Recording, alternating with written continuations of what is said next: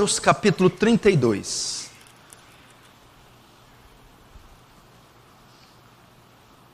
Verso 23. Números 32, 23. Moisés quem está falando aqui. Porém, se não fizerdes assim, eis que pecastes contra o Senhor, e sabei que o vosso pecado vos há de achar.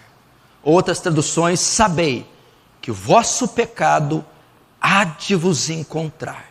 Mais uma vez, verso 23. Porém, se não fizerdes assim, eis que pecaste contra o Senhor, e sabei que o vosso pecado vos há de achar. Deixa aberto aí, fecha os olhos. Santo Deus, eu peço que fales hoje com poder e autoridade.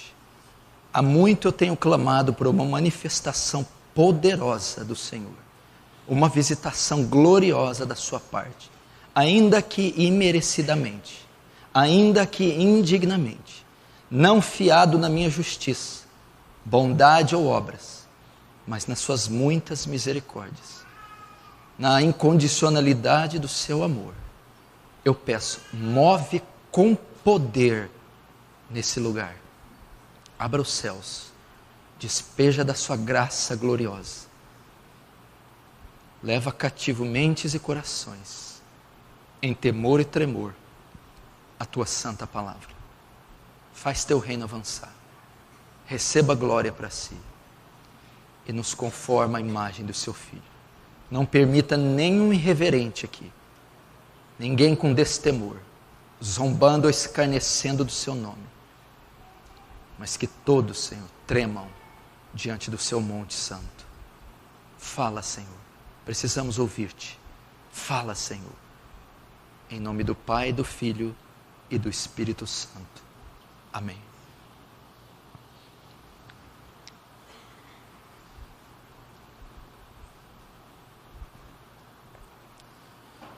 Presta atenção aqui no que nós vamos dizer.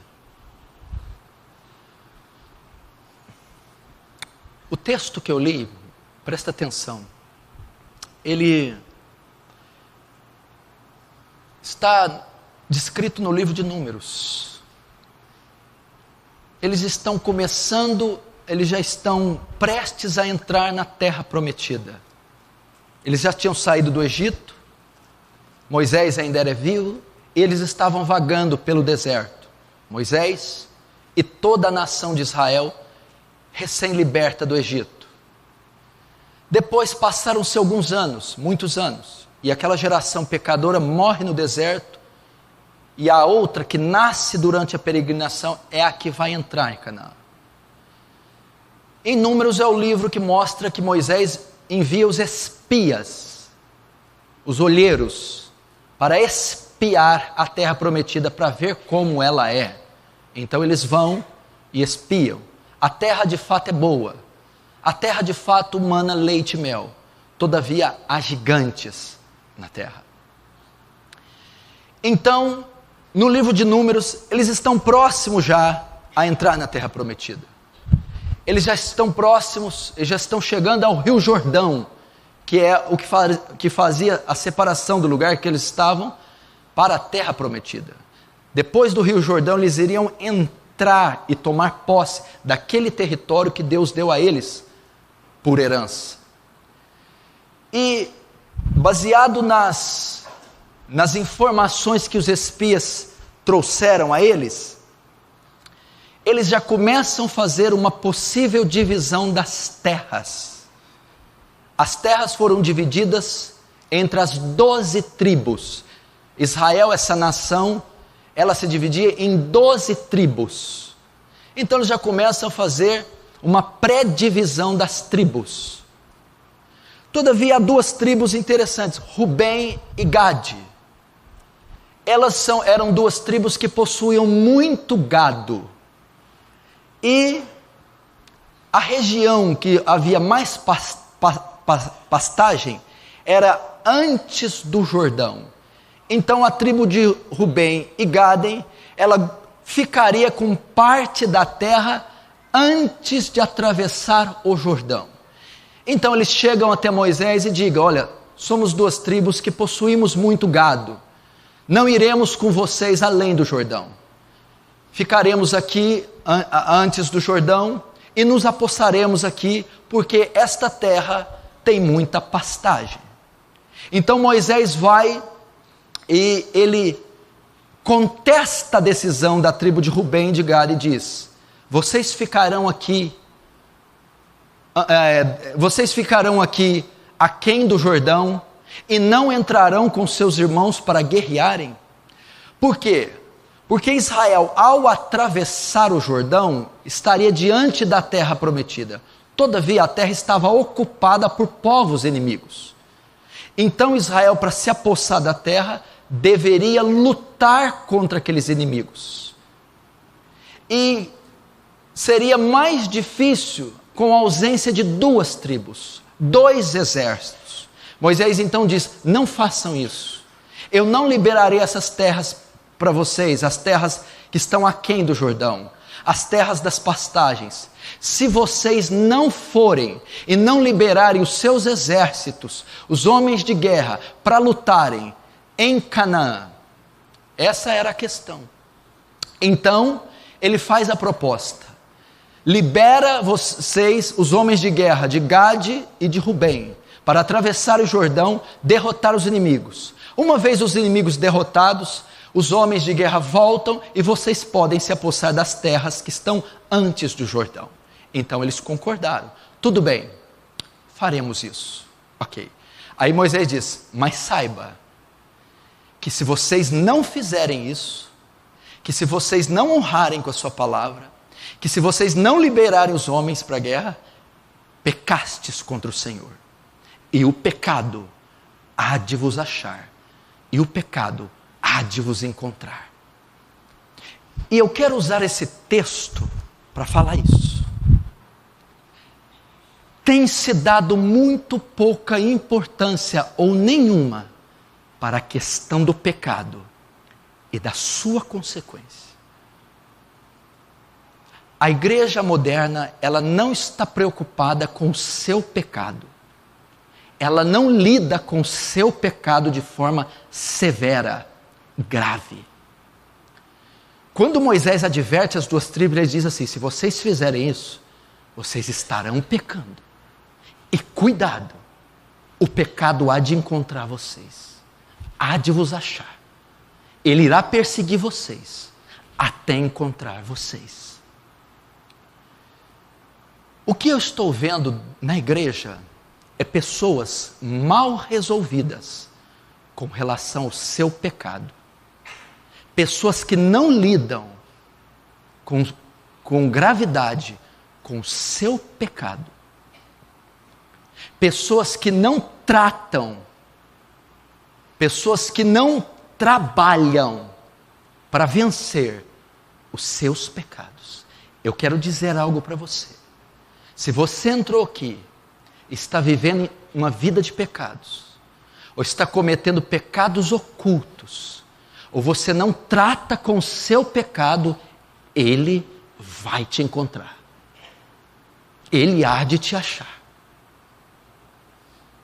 Ele estava querendo dizer para a tribo de Rubem e Gade: Deus trará juízo sobre vocês. Vocês irão tratar com Deus. Isso significa: o pecado vai te encontrar. Ele vai te capturar. Ele vai te atingir. E ele vai te matar. E a igreja está fazendo isso. Ninguém lida com severidade com o pecado. O pecado foi substituído por tropeço. O pecado foi psicologizado. O pecado é tratado de forma leviana, superficial e pragmática. Uma vez que é a coisa, ou é a circunstância, ou o estado mais fatal que o homem pode estar, é o pecado. Vocês acham que o pecado não é coisa séria? Existem várias palavras que definem o pecado. Hamartano, hamartia, anomia, são significados no grego e no hebraico para pecado. Mas o pecado poderia ser definido como tudo aquilo que fazemos que é contra a lei e a natureza de Deus. Pecado. Tudo aquilo que fazemos que é contrário à natureza e à lei de Deus. Pecado. O pecado é grave porque ele é uma ofensa à glória de Deus. Pecado é transgressão, iniquidade e pecado. Todo pecado é uma transgressão. O que é uma transgressão? A quebra da lei de Deus. Uma rebelião contra a lei de Deus. Isso é transgressão, uma rebelião. Infringir, quebrar, dar as costas para a lei e a vontade de Deus. Pecado. Pecado também é iniquidade. O que é iniquidade? É uma perversão da lei de Deus, uma distorção da lei de Deus para fazer a própria vontade. Iniquidade é uma devassidão. É a pessoa que perverte os sentidos, perverte a lei para fazer a sua própria vontade. E a palavra pecado, errar o alvo, perda da marca, sair da linha. Todo homem que pecou está desvirtuado, saiu da linha, do alvo. E o pecado é uma ofensa à glória de um Deus santo. Só para eu te dizer a gravidade do pecado. Sabe o mundo? Por que o mundo está como está? O que é o mundo? É um completo inferno. O que bastou ser feito para o mundo estar como está e trazer condenação a toda a raça humana? Um único pecado. Tocar na árvore do conhecimento do bem e do mal. Um único pecado baniu o homem da presença de Deus para sempre, trouxe condenação sobre toda a raça humana e afetou o cosmos. Como você está tratando com o seu pecado? A sua ideia de pecado não pode ser a ideia moral ou da lei civil. Assassinato, estupro, aborto, drogas.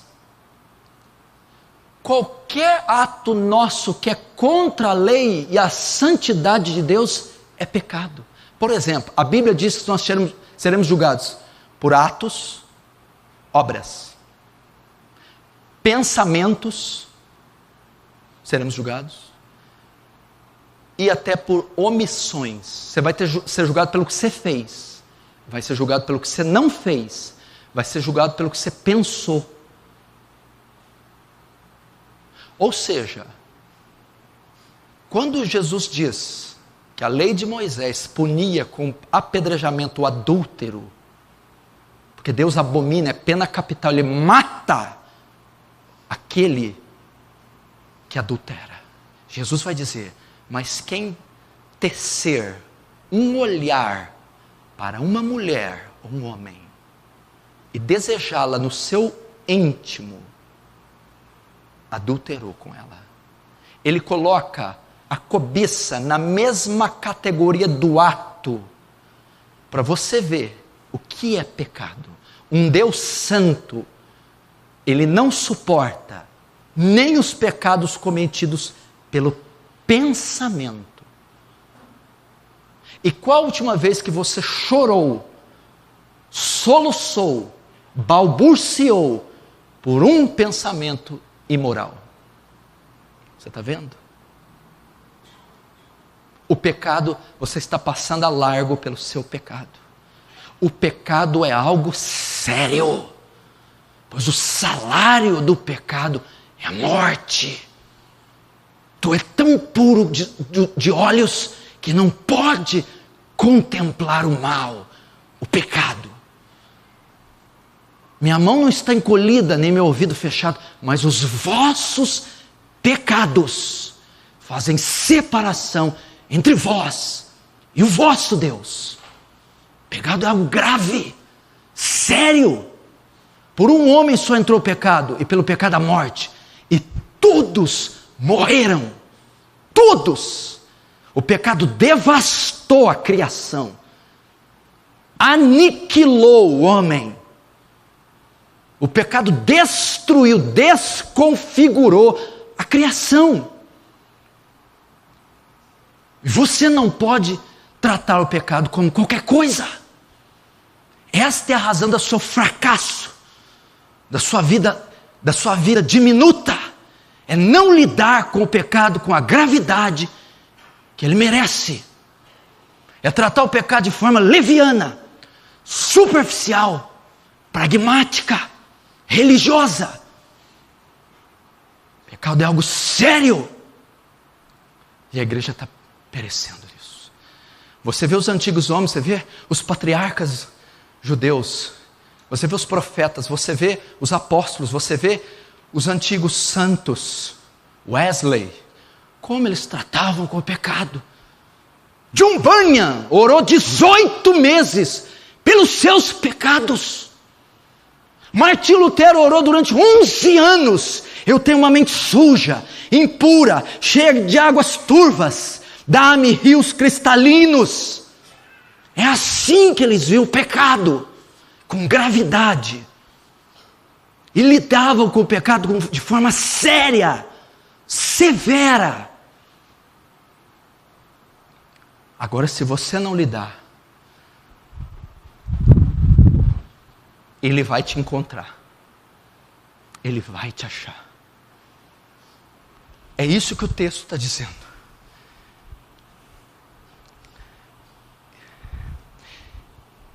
Nós não estamos dando importância para o pecado. Me parece que nós temos dado pouco ou nenhuma importância. E esquecido que todo pecado deixa consequências. É outra coisa que vocês não estão compreendendo. Todo o pecado, mesmo se este é perdoado, ele deixa consequências, sequelas. E vocês não estão entendendo que esta é a causa do tropeço de vocês, da ruína da maioria. É a causa, é o motivo que impede o crescimento da igreja, o avanço do reino de Deus. É não lidar com o pecado de forma severa e ignorar que ele tem consequências e graves. Você se lembra de Davi? Deus o perdoou, mas a criança foi morta. E é o que nós vamos entrar. O pecado deixa consequências. É a lei da semeadura. Nós precisamos tratar pecados ocultos. Esses são os mais graves, os pecados que nós escondemos. Pecados ocultos, pecados não confessados e pecados não abandonados. Eles hão de nos encontrar.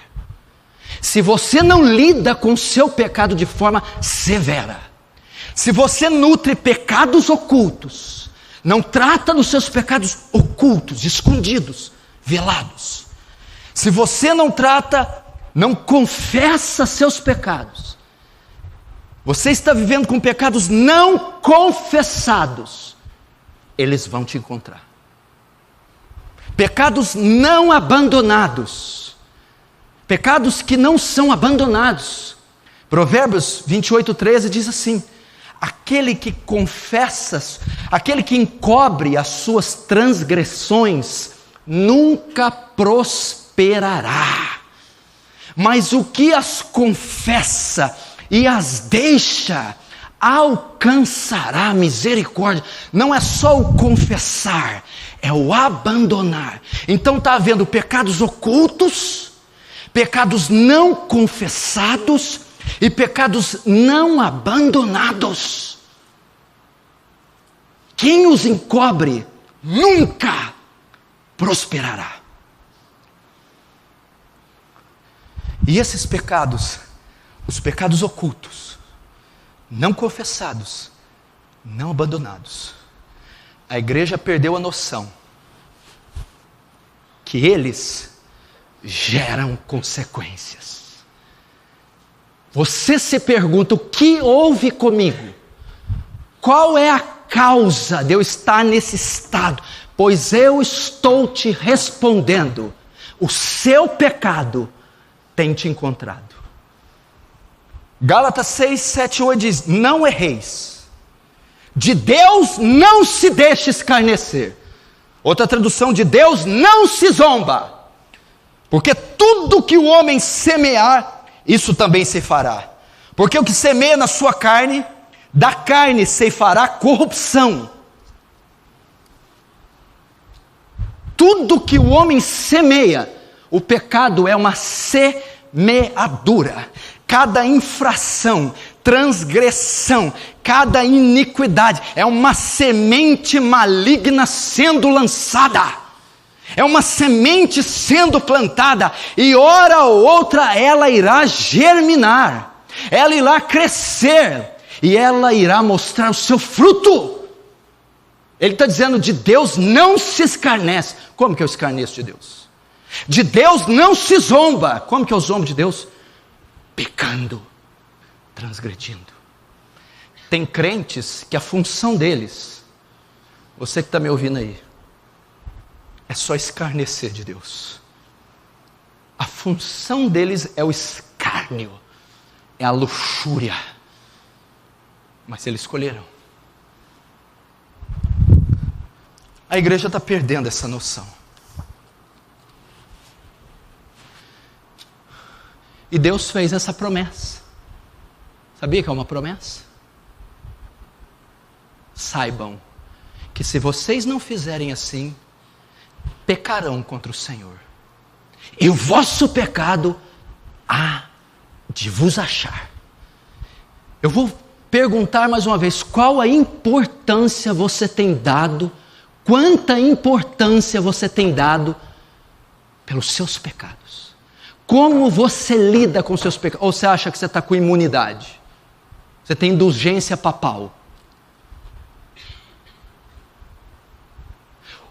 O que pode incorrer, o que pode ocorrer se eu não lidar com o meu pecado, se eu não confessar o meu pecado, se eu não revelar o meu pecado, e se eu não abandonar o meu pecado? O que pode ocorrer? O seu pecado vai te encontrar, vai te achar, ele há de te encontrar.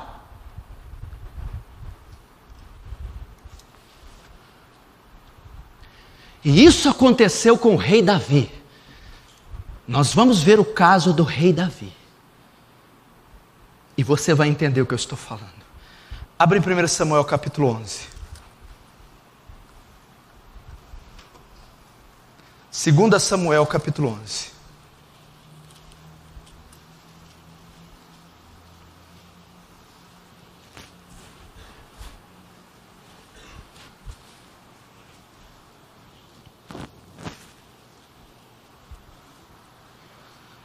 Segundo Samuel 11. Deixa aberto aí, 2 Samuel 11, olhe para cá. Eu vou mostrar um texto, uma passagem que aconteceu o que Moisés disse em Deuteronômio 32, com um homem, e esse homem é o rei Davi. Eu vou mostrar um homem que o pecado alcançou, achou, encontrou ele. Eu vou mostrar a passagem de um homem que não tratou com o seu pecado, não lidou com o seu pecado, não lutou com o seu pecado, e esse pecado o achou. E eu vou usar a história de Davi para falar com você que está brincando com seu pecado, que está ocultando pecados, que está vivendo uma vida de pecado. É um alerta para que esse pecado não te encontre, se é que ele já te encontrou. Vamos ver o exemplo de Davi. 2 Samuel 11:1. Decorrido um ano, no tempo em que os reis costumavam sair para a guerra, enviou Davi Joabe e seus servos com ele e todo Israel, que destruiu os filhos de Amon. Verso 2. Uma tarde, levantou-se Davi do seu leito, andava passeando no terraço da casa real. Daí viu uma mulher que estava tomando banho. Ela era muito formosa. Davi mandou perguntar quem era. Disseram-lhe: é Batseba, filha de Eliã e mulher de Urias, o heteu. Então enviou Davi mensageiros que trouxessem ela. E ele se deitou com ela. Tendo ela purificado a sua imundícia, voltou para sua casa. A mulher concebeu, mandou dizer a Davi: estou grávida. Até aí. Agora o verso 14. Verso 14. Pela manhã, Davi escreveu uma carta a Joabe e lhe mandou por meio de Urias. Escreveu na carta dizendo assim: ponde Urias, o esposo da Batseba, a qual ele tinha dormido, deitado. Ponde Urias na frente da maior força da peleja, e deixai-o sozinho, para que seja ferido e morra. Verso 17. Saindo os homens da cidade, pelejando contra Joabe, caíram alguns dos povos, dos servos de Davi, e morreu também Urias, o heteu. Até aí. Até aí. Olhe para cá agora, não fecha a Bíblia. Olhe para cá. Aqui está o pecado de Davi. Qual foi o pecado de Davi? Israel sai para a guerra, e era comum quando o exército saía, o rei saía junto. Davi era o rei de Israel, ele não saiu, ele ficou no palácio. Ele acorda tarde, e ele vê uma mulher tomando banho, nua, e ele cobiça, ele deseja, e pergunta quem é. É Batseba, filha de Eliã. Até aí tudo bem. Mulher de Urias. Mulher de Urias, casada. Mandai-a trazer a mim. A Bíblia diz, está lá no Decálogo: não cobiçarás a mulher do teu próximo, não adulterarás. Transgressão, sair da linha, errar o alvo. Foi isso que Davi quebrou os 2 mandamentos do Decálogo, perverteu a lei, desobedeceu a vontade de Deus para satisfazer um impulso carnal e deitou com a mulher. Qual foi o pecado? Adultério. Só que eu tiro o céu pela culatra. A mulher ficou grávida. E agora? O marido da mulher está lá na batalha. De quem vai ser esse filho? Todos que souberem que ela veio até o meu palácio, vai saber que ela está grávida de mim. Eu tenho que dar um jeito de camuflar o pecado. Davi adulterou, porque Davi era um homem casado, Batseba era uma mulher casada. A relação dos dois compreende adultério, quebra do mandamento do Decálogo: não adulterarás. Ele adulterou, mas a mulher ficou grávida. E agora? Chamou o marido para que deitasse com ela, e o marido não quis. Não, eu vou guardar o rei, eu vou guardar o exército. Meu Deus, não vai ter jeito, a barriga vai crescer, eles vão descobrir. Então ele intenta um plano para assassinar Urias, o esposo da mulher. Porque a mulher viúva pode se casar com um homem, aí não é pecado. O que ele fala? Manda uma carta para Joabe, que estava lá na guerra, na frente da batalha. Olha, coloca Urias na frente, para que ele seja ferido e morra. Joabe vai e obedece. Então Urias, esposo de Batseba, morre. Davi comete o segundo pecado e quebra mais um mandamento, 3 do decálogo, dos 10 mandamentos. Não matarás. Davi comete um homicídio. Davi comete um assassinato. Ele mata, sem ninguém saber, camuflado. Um plano bem engendrado, camuflado, articulado.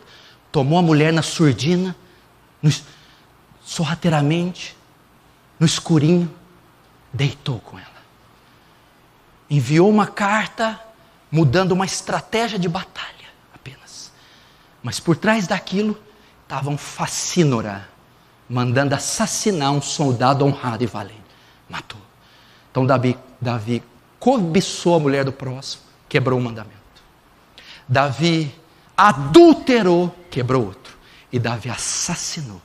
Esses 3 pecados foi o que ele cometeu. Ok? Ele cometeu os 3. Ele cometeu a transgressão, a iniquidade e o pecado. E foram todos muito bem articulados, de forma que o rei segundo o coração de Deus continuou o rei segundo o coração de Deus. E ninguém percebeu a trama, ok? Agora vamos para o capítulo 12.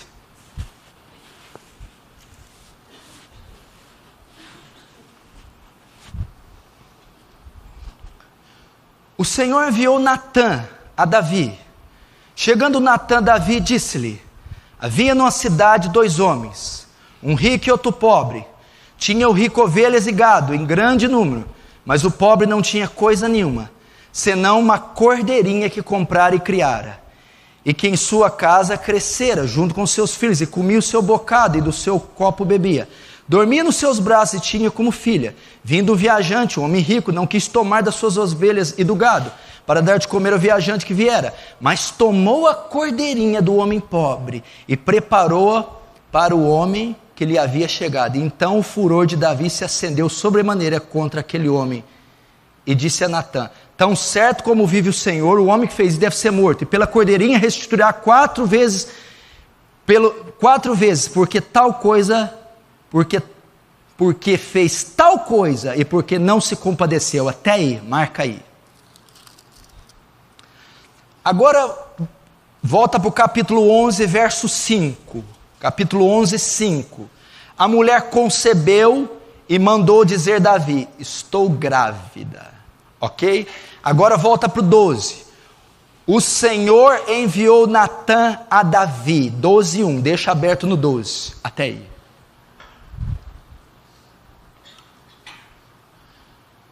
Eu vou perguntar e você me responde com amém. Davi pecou?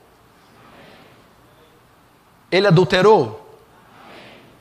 Matou? Cobiçou? Pecou. Ok? Alguém ficou sabendo? Não. Deus manda Natã repreender Davi, não é isso? Qual foi o momento que Natã foi repreender Davi? Foi depois que o filho de Batseba nasceu. Ok? Ok? Vocês estão entendendo? O que significa?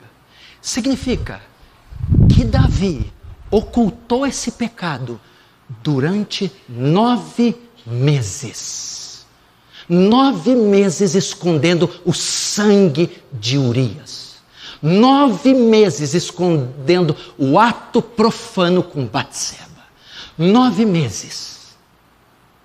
Aproximadamente, alguns estudiosos dizem que chegou a 1 ano. Até que Natã fosse, a criança já tinha alguns meses. 1 ano. 1 ano. 9 meses. 9 meses com sangue. Não, presta atenção. Depois que ele adulterou com Batseba, cobiçou e assassinou Urias, passaram-se 9 meses. 9 meses vencendo outras guerras. 9 meses comendo os manjares no palácio real. 9 meses gozando de fartura, as coisas indo bem, prosperando. 9 meses indo bem, recebendo aumento no emprego, passando em vestibular, 9 meses as coisas dando certas. Davi já tinha esquecido desse pecado. Davi achou que tinha passado. Mas esse pecado estava oculto.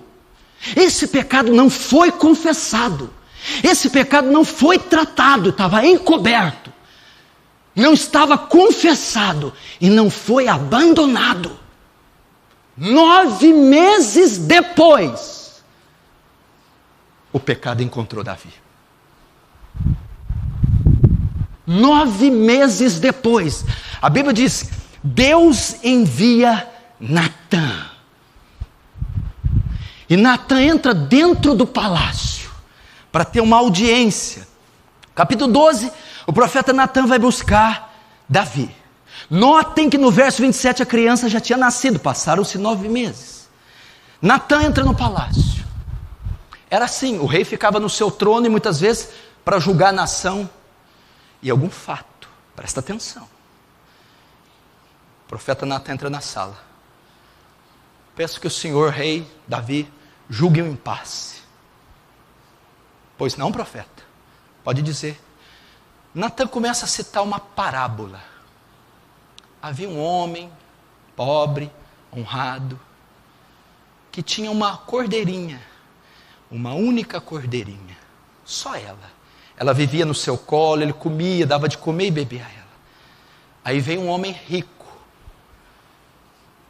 que recebeu um viajante em casa, ele tinha muito gado, muita riqueza, mas não quis usar do gado dele para dar para o viajante.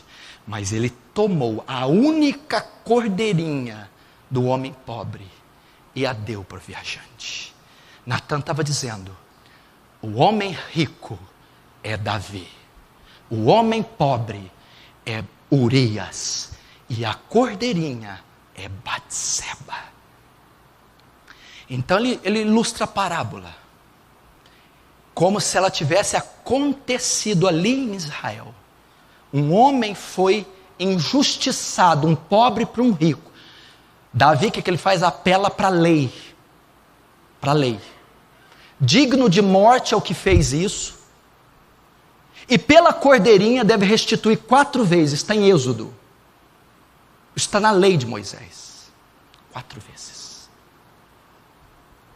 Mas Davi não sabia que o profeta Natã estava se referindo a ele, o homem rico, Davi, que tinha muito gado, muitas esposas e concubinas e dinheiro. Urias, um homem pobre, um soldado simples, e Batseba, sua única mulher. Então Davi vai dizer a sentença, verso 5, verso 6, verso 5. Então o furor de Davi se acendeu sobremaneira. Como vive o Senhor, Davi dizendo, o homem que fez isso deve ser morto. Sabe o que Davi está dizendo? Por que Davi, que o homem que fez isso deve ser morto? Davi está dando a sentença para o adultério. Davi está aqui dizendo, deve ser morto, porque o adultério era punido com a morte. Então Davi vai dizer, o homem que fez isso deve ser punido de morte. Depois continua. E pela cordeirinha, verso 6, restituirá 4 vezes pelo que fez tal coisa e não se compadeceu. Sabe qual que é essas 4 cordeirinhas aqui? Aminon, Absalão, Adonias e o bebê de Batseba.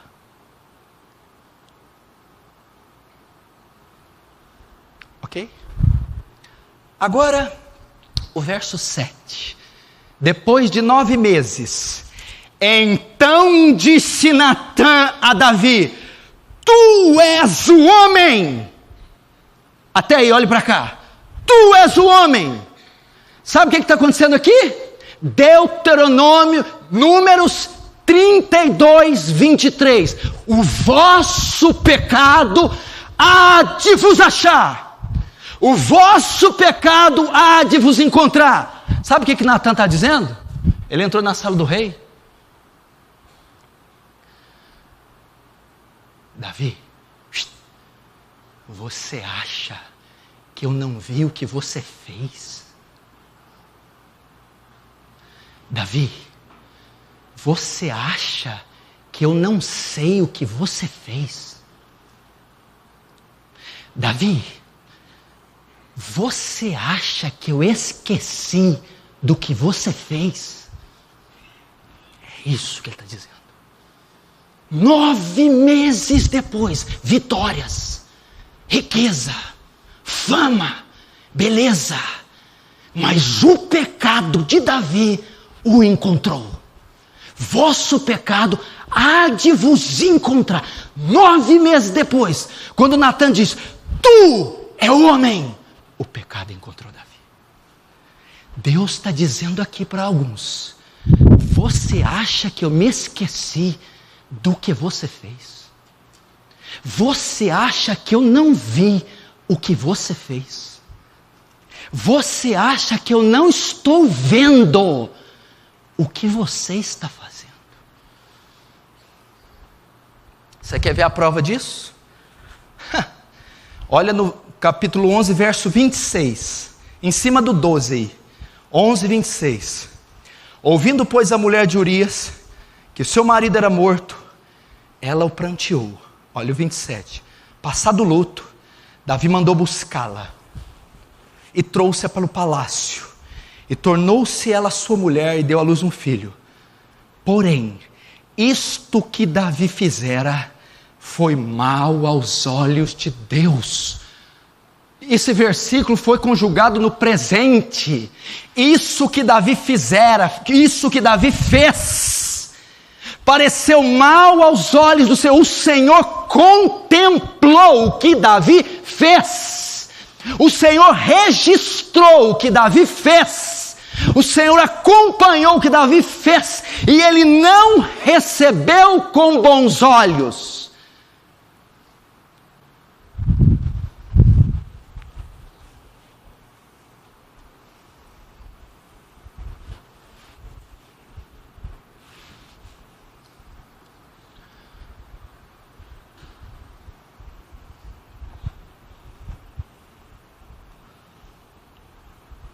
Cometeu adultério, cometeu um assassinato, tomou para ele Batseba, tomou do soldado valente. O pecado encontrou Davi, o pecado foi revelado. Primeiro, o pecado encontrou Davi. O pecado há de nos encontrar. Não se engane. Você já viu aqui o ditado? Agora eu vou falar a língua de muita gente. Você vai entender. Um dia é o da caça, outro dia é o do caçador. Foi o dia de Davi, não foi? Deitou com a mulher, matou o cara. Agora traz para minha casa. É minha. Agora chegou o dia do caçador. Vosso pecado há de vos encontrar. O problema não está no pecado, está na forma de lidar. Davi não fez o ato público, Davi não ofereceu sacrifício, Davi não se arrependeu, não confessou. Então o pecado veio como um míssel teleguiado, como um torpedo com direção certa, a mioleira de Davi. Eu vou perguntar para você, você vai continuar ocultando? Vai continuar tratando dele com paracetamol? Ou vai continuar chamando ele de desvio psicológico, tropeço? Ele vai te encontrar. Ele vai nos encontrar. Primeiro, o pecado encontrou Davi, verso 7. Então disse Natan a Davi, tu és o homem. Assim diz o Senhor Deus de Israel, eu te ungi rei sobre Israel, te livrei das mãos de Saul, dei-te a casa do Senhor e as mulheres do teu Senhor, nos teus braços, e também te dei a casa de Israel e de Judá. E se isso fora pouco, teria acrescentado tais e tais coisas. O pecado foi descoberto. Não brinca com isso. O pecado, meu Deus do céu, o pecado que é cometido na surdina, o pecado escondido, na noitinha, o pecado é como carregar uma bomba. É como carregar bananas de dinamite. É como carregar nitroglicerina. Cedo ou tarde vai explodir. O pecado oculto não pode ficar por muito tempo oculto. Ele vai achar. Ele vai encontrar. Primeiro, o pecado foi achado. Aliás, o pecado encontrou Davi. Segundo, o pecado de Davi foi revelado. Olha o verso 9. Por que, pois, desprezaste a palavra do Senhor, fazendo o que era mal perante ele? Agora olha, vai revelar o pecado. A Urias, o heteu, feriste a espada, e a sua mulher tomaste por mulher, depois de o matar com a espada dos amonitas. Natan descreveu com precisão o pecado de Davi. Primeiro, o pecado encontrou Davi. Segundo, o pecado de Davi foi revelado, exposto publicamente. Foi revelado. Meu irmão, olha o que a Bíblia diz. Mateus 10, 26, portanto não os temais, porque não há nada encoberto que não haja de se revelar, nem oculto que não haja de saber. Hebreus 4,13, e não há criatura alguma encoberta diante dele, antes todas as coisas estão nuas e patentes diante daquele que temos que tratar. O pecado vai ser revelado. Primeiro, ele vai alcançar o impenitente. Ele vai alcançar o transgressor. Ele vai encontrar o pecador. Segundo, ele vai ser revelado. Nada está oculto a Deus. Todas as coisas estão nuas e patentes diante daquele que temos que tratar. E o próprio Jesus diz: não há nada encoberto que não seja revelado. Vai vir à tona. Se você não tratar com o seu pecado, ele vai achar você. Se você não tratar com o seu pecado, vai ser revelado o seu pecado.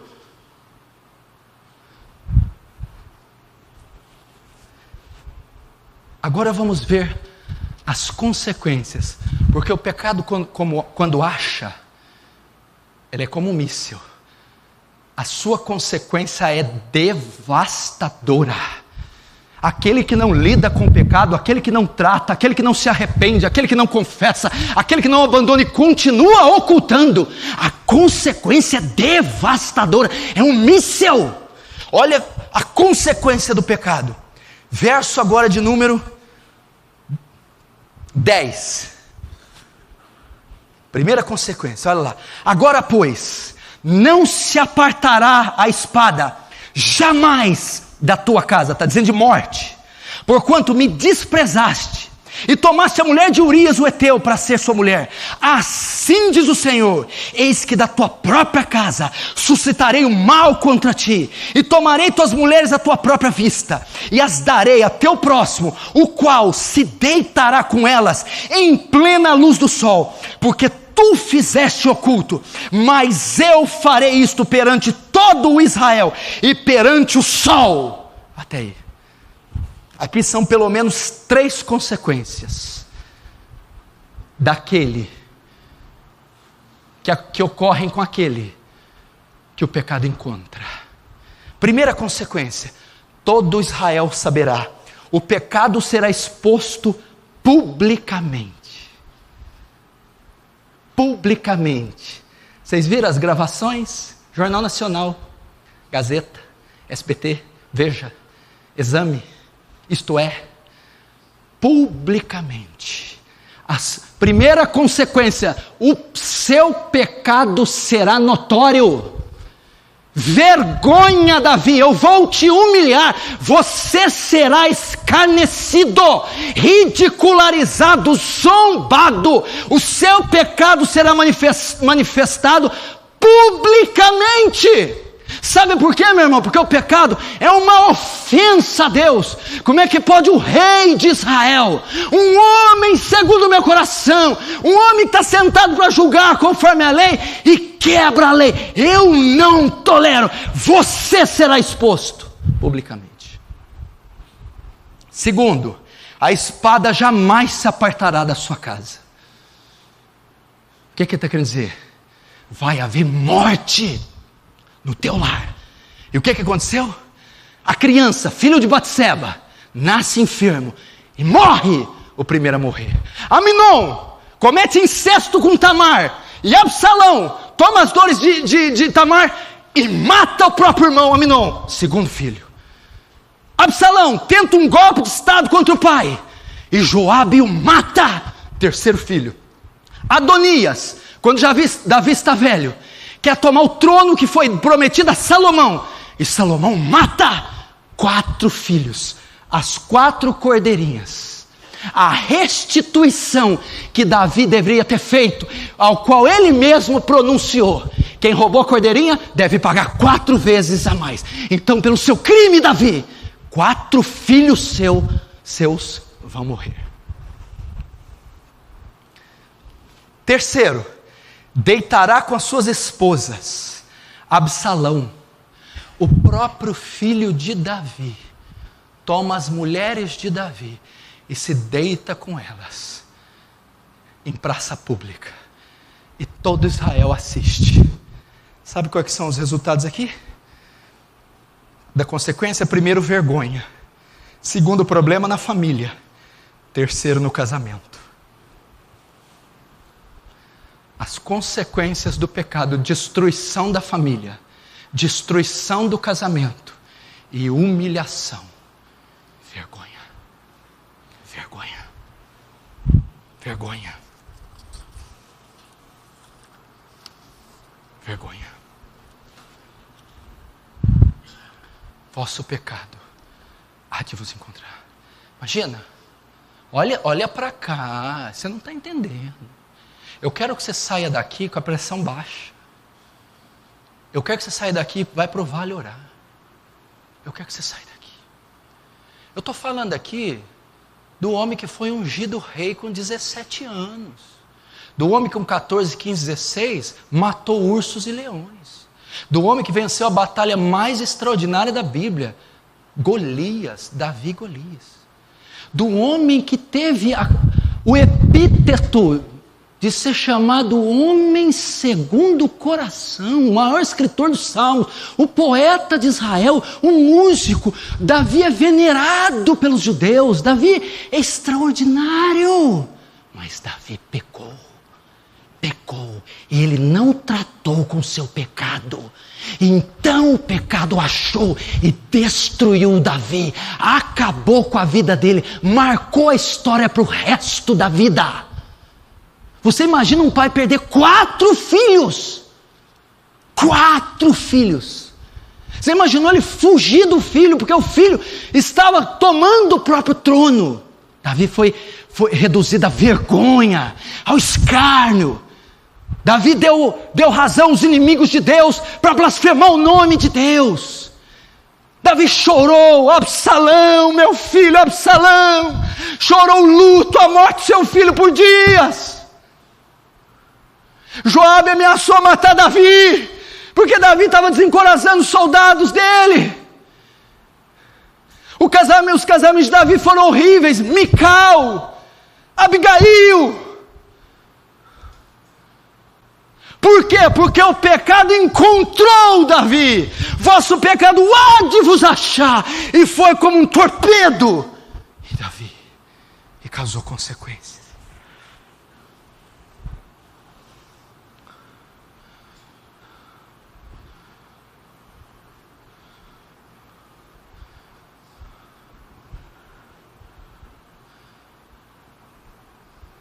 E se eu não confessá-lo? Agora prepara para o grande finale. Você achou que estava pesado? Tá não. Foi leite. Agora é que vai começar.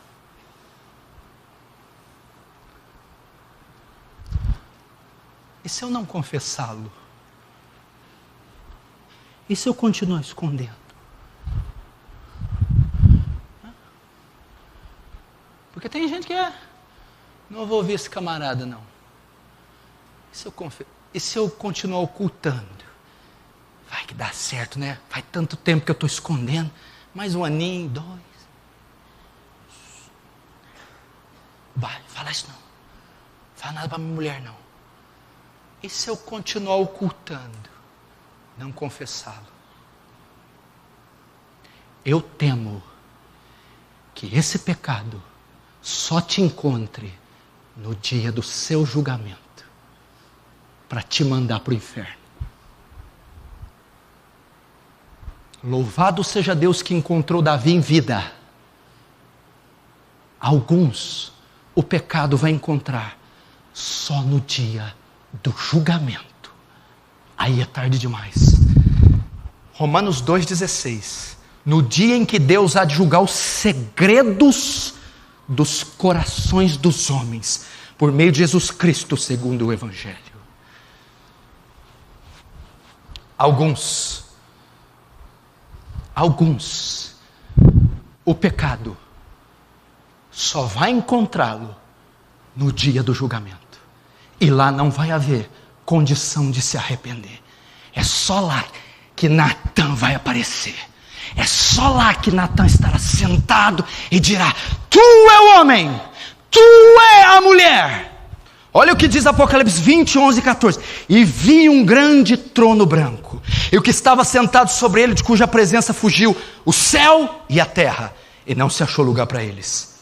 E vi os mortos, grandes, pequenos, que estavam diante de Deus, e abriram-se os livros. É essa hora, os livros abriram-se, o livro que vai estar registrado, e ali o pecado vai encontrar o impenitente.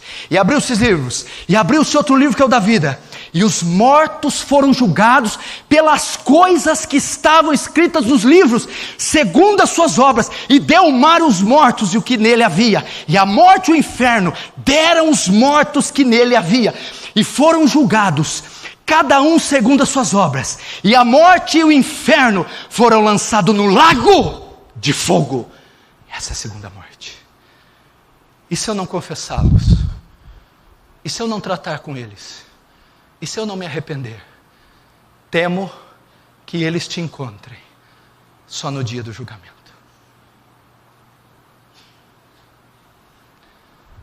Só lá, para você ficar sabendo. Quando abrir os livros, tem um livro que tem Malaquias 3,16 chamado Livro Memorial. É os registros de Deus. Lá vão estar registrados nossos pensamentos, obras, palavras, omissões. E lá o pecado vai encontrar algumas pessoas. Meu irmão, isso aqui é tão sério.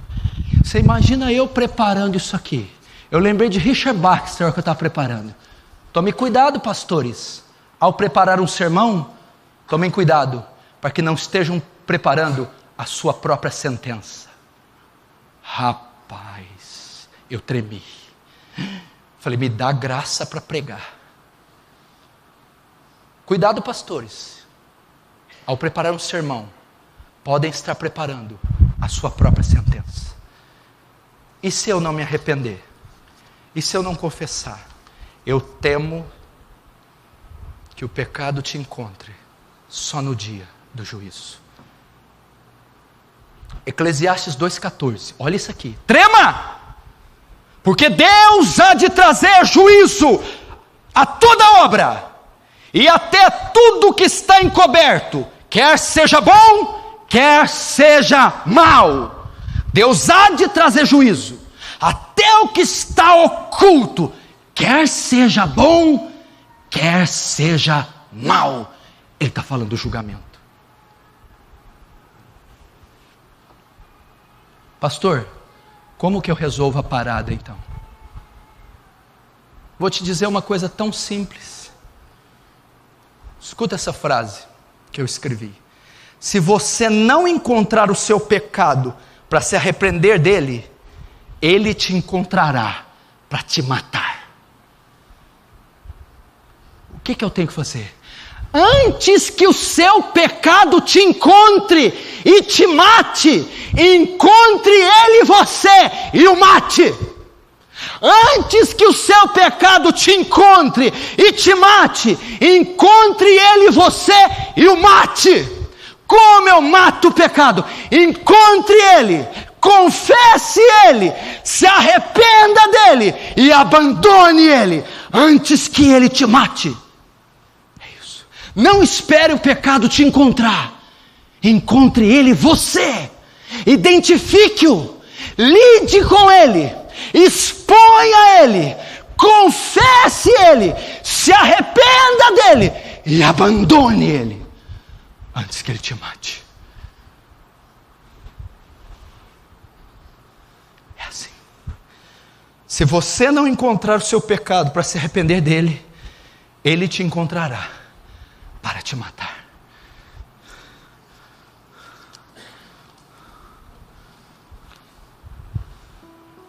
Como que eu resolvo? Vou repetir. Hoje ainda, lide com o seu pecado. Ei, eu não falei que pecado aqui é só adulterar e matar. Por favor. Fofoca, pecado. Cobiça, pecado. Rancor, ressentimento, inveja, ódio, raiva, pecado. Avareza, propina, coisa ilícita, sujeira, nota, pecado. Balança enganosa é abominação para o Senhor. Olha esse olerite, esse financiamento, esse juro, essa nota fiscal, suborno, propina, pecado. Internet, clique daqui, clique dali, site, pornografia, imoralidade, pecado. Eu não estou falando de acidente, inclinação, tentação, não, estou falando de prática. Pecado não confessado, hábito, coisa suja, fornicação.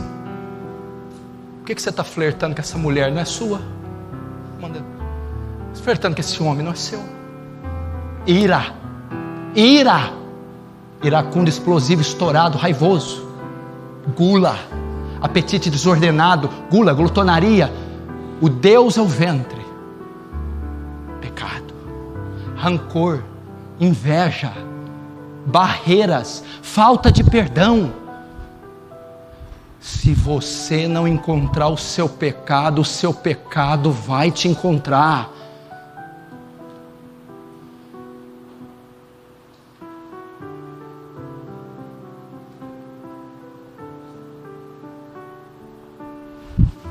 Eu termino com 2 Coríntios 13:5. Examine-se, pois, examine-se a si mesmo, para ver se está na fé. Faça um autoexame. Você já viu naquela guerra do Golfo, quando os Estados Unidos estavam lutando contra Saddam Hussein? Tinha 2 mísseis, um chamado Tomahawk. O que era o míssil? E os Scud. O que é o míssil Tomahawk? Era um míssil que interceptava os mísseis iraquianos. Um míssil para interceptar, por exemplo, um míssil sai do Iraque para Franca. Ele vai atingir Franca, vai explodir. Eu mando um Tomahawk e ele intercepta esse míssil, explode ele no ar antes que ele chegue em Franca. O pecado está a caminho. Ele está vindo. Ele já foi lançado. Ele está vindo. Se você não lançar o seu Tomahawk agora e interceptá-lo, ele vai, cedo ou tarde, te atingir. O que é o Tomahawk? É um míssil que explode o outro antes que ele chegue, antes que ele encontre a cidade.